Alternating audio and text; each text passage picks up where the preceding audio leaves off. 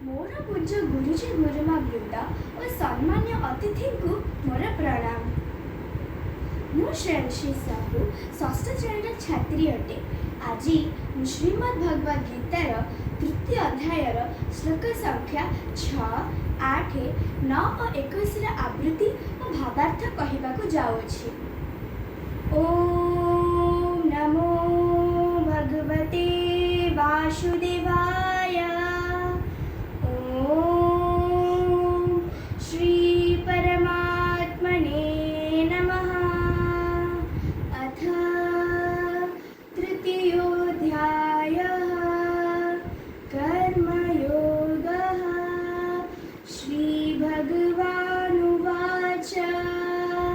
श्लोक संख्या 6।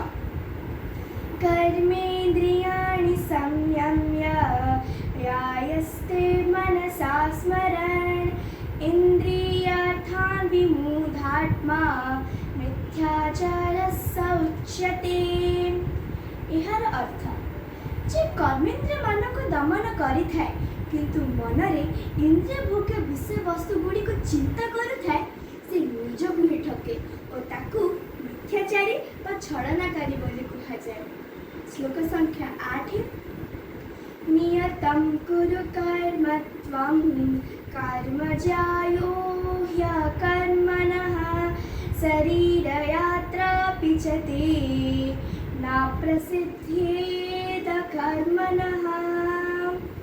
एहार अर्थ एठी श्री कृष्ण कहिछन्ति अर्जुन को निजर निर्दिष्ट कर्तव्य को करि जाओ, कारण कर्म न करने अपेक्षा कर्म करने श्रेष्ठ और कर्म न करिले मनुष्य निज शरीर रक्षा भी मध्य करिपारिबा नाही।